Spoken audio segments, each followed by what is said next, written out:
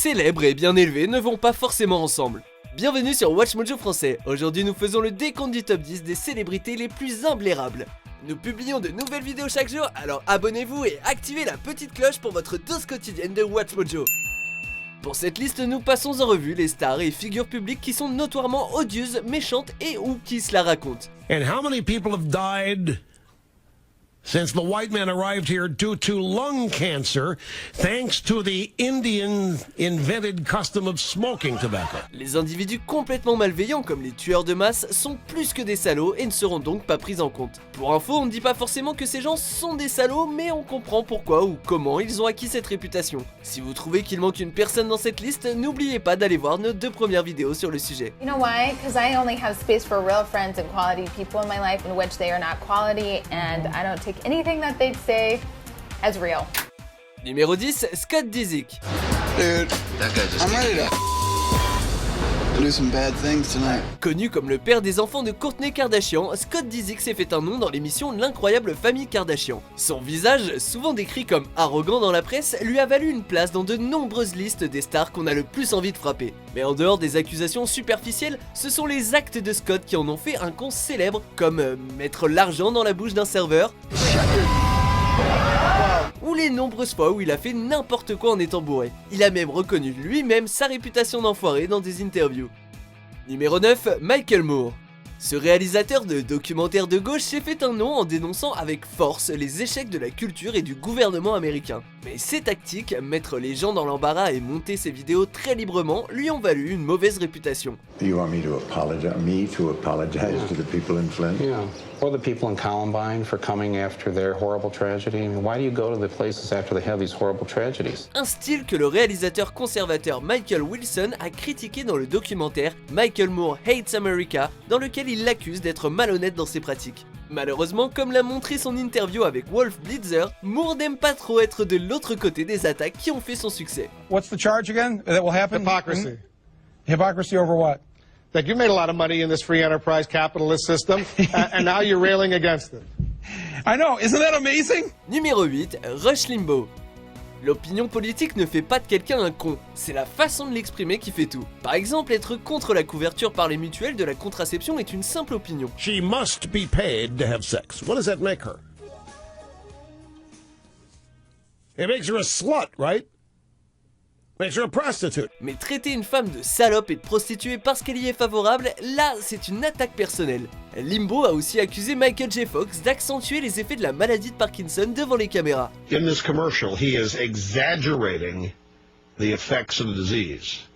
He is moving all around and shaking, and it's purely an act. Il est aussi connu pour ses commentaires racistes sur les Afro-Américains. If any race of people should not have guilt about slavery, it's Caucasians. C'est pour ça que les mots Rush Limbaugh et douchebag, l'anglais pour enfoiré, donnent autant de résultats sur Google. Numéro 7, Daniel Bregoli. Aujourd'hui, n'importe qui peut devenir célèbre. Daniel Bregoli, alias Bad Baby, est venu dans l'émission du Dr Phil en tant qu'ado perturbé, transformant ses 5 minutes de mauvais caractère à l'antenne en buzz. Elle a d'abord traité le public de Dr Phil de salope, And all these hoes laughing like something funny. et puis elle a sorti la phrase accompagnée d'un très fort accent qui a fait d'elle une star. Catch me outside, how about that? Catch me outside, how about that? Depuis, elle a profité de sa hype pour apparaître dans un clip de Kodak Black et signé avec Atlantic Records. Son manager parle d'un franc-parler rafraîchissant, d'autres y voient la marque d'une bêtise corrosive. Numéro 6, Azealia Banks. Azealia Banks est une figure incendiaire depuis ses débuts sur scène, mais au fil des ans, elle a été accusée de dépasser les limites du bon goût. Personne ne sait vraiment différencier les moments où elle partage des croyances et ceux où elle troll. Quoi qu'il en soit, ses déclarations publiques sont généralement très offensantes. Elle refuse d'abandonner les insultes homophobes et une fois, elle a suggéré sur Twitter que la politicienne américaine Sarah Palin se fasse violer par un gang. Encore une fois, ce n'est pas l'opinion qui dérange, c'est ce qu'on en fait. Numéro 5, Howard Stern. Le succès de cet animateur radio est incontestable, mais se surnommer le roi de tous les médias exige un ego surdimensionné. Stern s'est fait un nom en disant tout haut à l'antenne ce que peu de gens auraient exprimé en privé. Il a prouvé plusieurs fois qu'il ne croit pas à ce que l'on appelle le bon goût en matière de divertissement et que les limites n'existent pas. Il a fait fortune en se moquant des autres et rarement avec classe. He had this kind of really reductive, like Kevin Smith is always calling in and trying to be on this show. that broke my heart. I was like, I've never once called this show asking to be on it. Certains le défendent en disant qu'il joue la comédie, mais pour d'autres, ce n'est pas une excuse. Numéro 4, Jake et Logan Paul. Les frères Paul ont débuté sur Vine avant de se faire une place au panthéon des gros noms du YouTube game. Farce, cascade et espièglerie leur permettent de gagner leur vie. Mais comme le disent leurs fans, ils sont sauvages, ils ne s'imposent pas vraiment de limites. He's funny. Savage.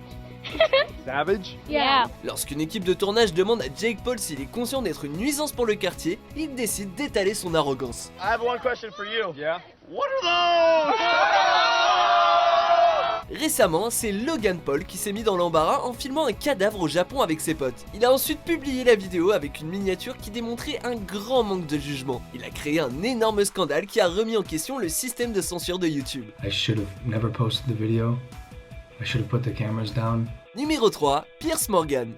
Les journalistes doivent normalement rester objectifs et neutres. Le moins que l'on puisse dire, c'est qu'aujourd'hui, l'intégrité journalistique n'est plus ce qu'elle était. Et même d'après les standards modernes, ce journaliste anglais dépasse les bornes de sa profession et du divertissement. There is no Muslim ban. If there was, 80 Piers Morgan a plus d'embrouilles que la plupart des rappeurs. Son truc, c'est énerver les gens. Les déclarations excentriques et offensantes de Morgan l'ont poussé à se brouiller avec Jennifer Aniston, Ewan McGregor, Lady Gaga et bien d'autres encore. Le mannequin Chrissy Teigen l'a qualifié de con sans équivoque et le journaliste Jeremy Clarkson l'a frappé à la tête 3 fois. I don't get on with Piers Morgan.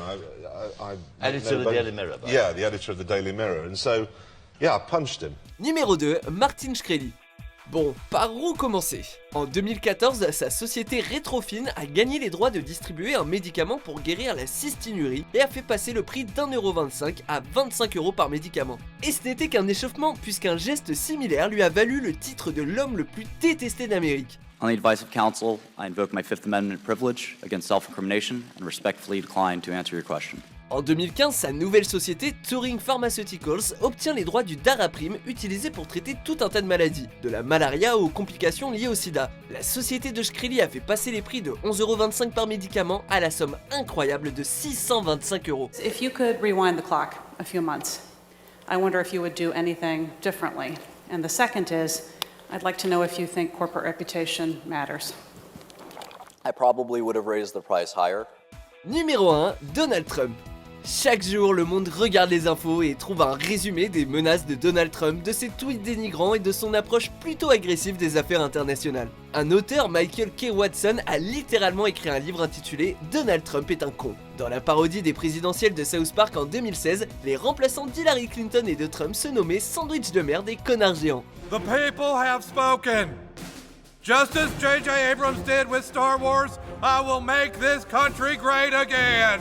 Des moqueries envers un journaliste handicapé aux insultes sur le physique des femmes qui le contredisent, il n'a pas peur de faire des coups bas et sa chaise au bureau ovale n'y changera rien. I think the big problem this country has is being politically correct. Vous êtes d'accord avec notre sélection? Jetez un coup d'œil à ces autres super vidéos de WatchMojo français et n'oubliez pas de vous abonner pour être au courant des nouveautés.